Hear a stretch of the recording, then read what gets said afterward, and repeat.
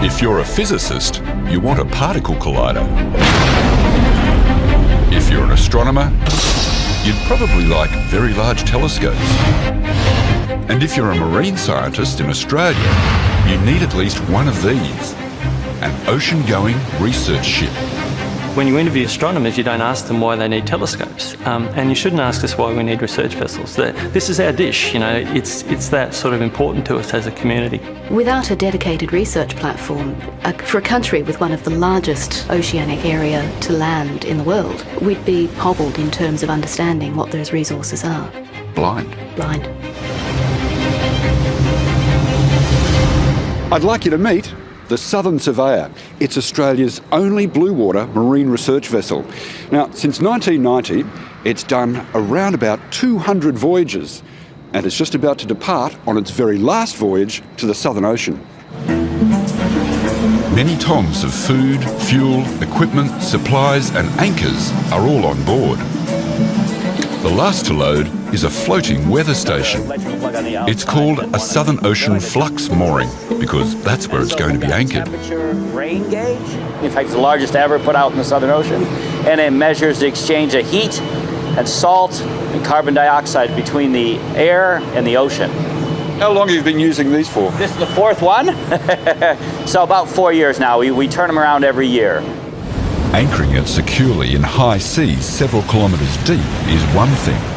Recovering it safely a year later is another.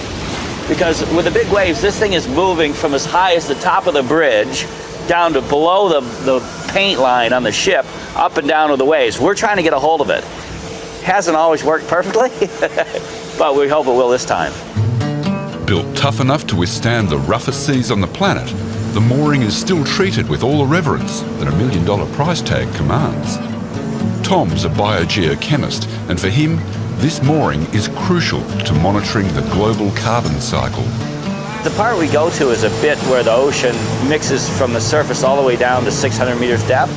His cutting-edge technology is the only way to measure how this deep mixing moves heat and CO2 from the atmosphere into the ocean.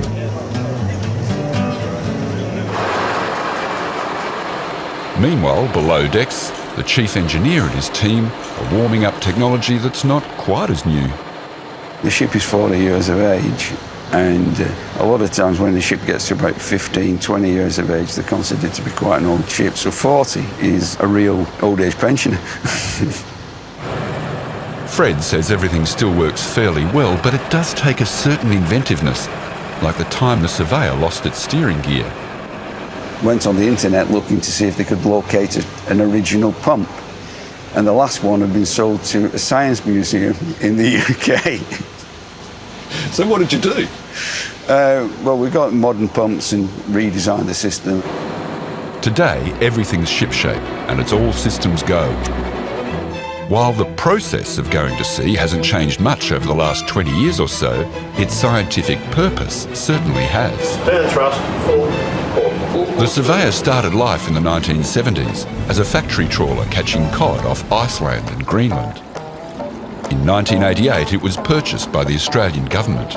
It'll cost almost $4 million to refit her for a new role, monitoring existing fisheries and looking for new ones. Several years later, it was recommissioned as a scientific vessel. Federal Prime Industry Minister John Kerrin was called in to do the honours. The Southern Surveyor. From the Tasman Sea to the Gulf of Carpentaria, the Surveyor assessed fisheries and tested gear. At the time, oceanographic research was done by a smaller second research ship, the Franklin. And that was how it was done back in those days, separate kind of science, separate platforms. We found in the 1990s that just wasn't sustainable, and so we had to make the decision to consolidate our science onto a single platform. For more than 20 years, the Southern Surveyor has been the marine research vessel, looking at what's on the seabed, to what lives in the water above it, to how the whole lot interacts with the atmosphere. Over that time, it's covered more than 1/8 of the planet's surface.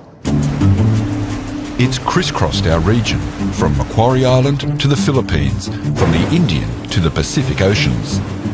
The ship evolved from a fish catcher to an explorer of biodiversity.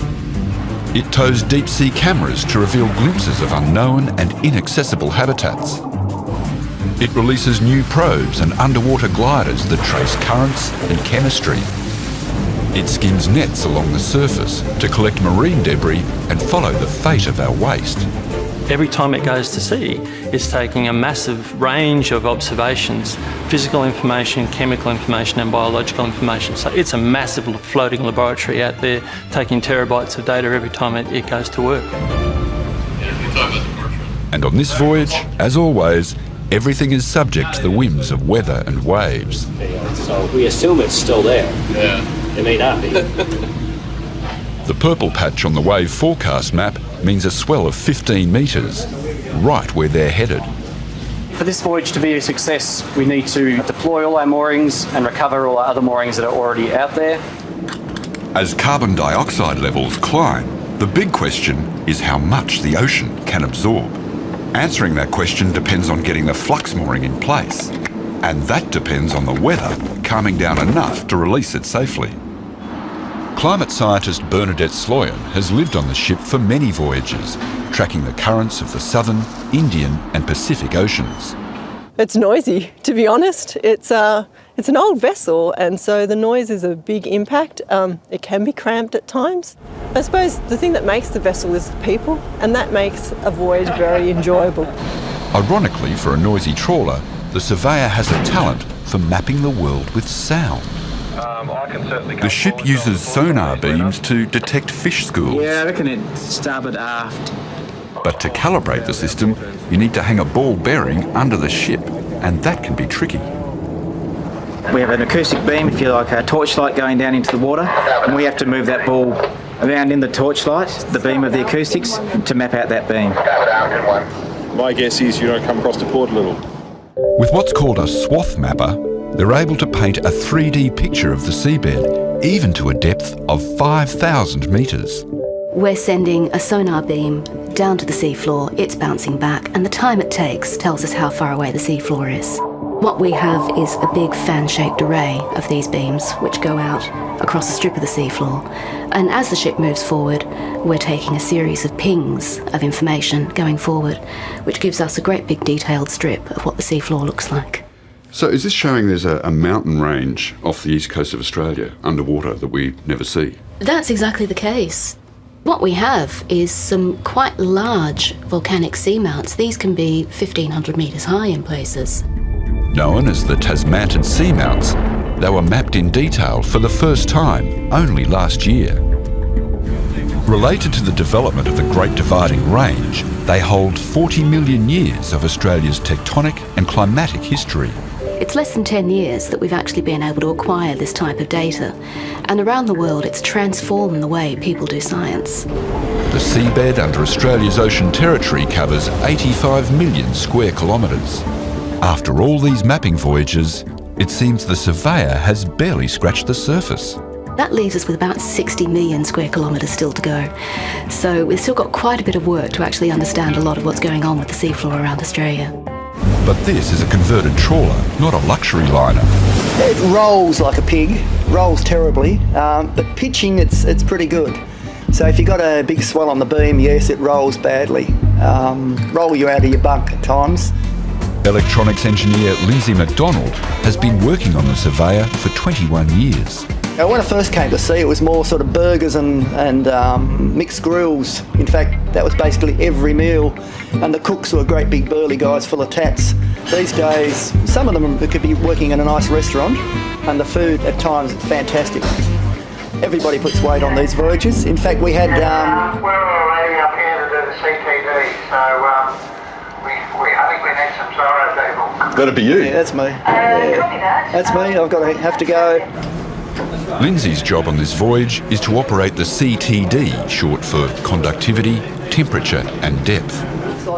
This instrument is the standard workhorse of oceanographic research. It's rigged to take water samples at specific depths. This will operate down to 6,000 metres. Usually we have that amount of wire on. Even though the surface water can be 30 degrees, you're pulling up water from down below. It's like at 1 degree temperature, because it's the cold water that flows around the world, the currents from the Antarctic. Decades of CTD sampling have built a valuable data set on the drivers of the world's currents and whether they may be shifting. On an intensive voyage, we might do up to 90 or 100 or something like that. And when they go down to 6,000 metres, you know, it takes hours at a time to do a CTD. But you never get bored with it? Well, no, it's always interesting, yeah. In recent years, scientists have established 4 deep ocean mooring sites, one in the Timor Passage, another in the East Australian Current, one on the ice edge of Antarctica, and this one south of Tasmania. From here, they've been collecting a time series of data since 1998.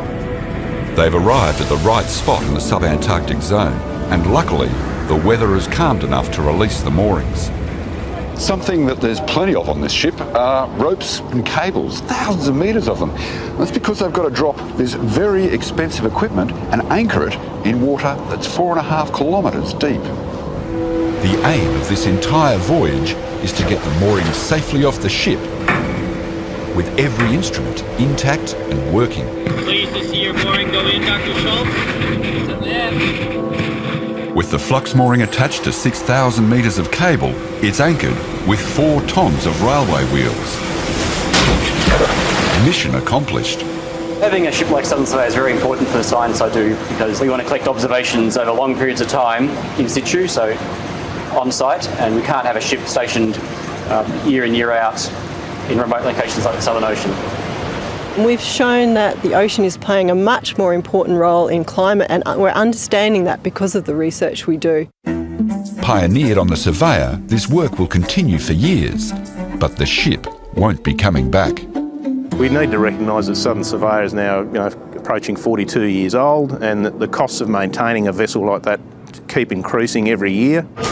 A custom-built $120 million replacement is rising from a Singapore shipyard. The RV Investigator will be a third larger than the Surveyor, able to stay at sea with double the passengers for twice as long. When Investigator arrives in Hobart later this year, we'll be putting Southern Surveyor on the international market for sale. The plan for the new ship is to be at sea for 300 days a year. We have very high demand for Investigator. In 14-15 we had over 800 days applied for, which is clearly many more days than we can do in 12 months. So demand is very healthy. But the funding is yet to catch up. The commissioning of the vessel is fully funded. And the operation? Well, that's currently part of the federal budget process. When we farewell the Southern Surveyor, it will be remembered for its legacy, the expansion of Australian science in one of the largest marine territories on Earth.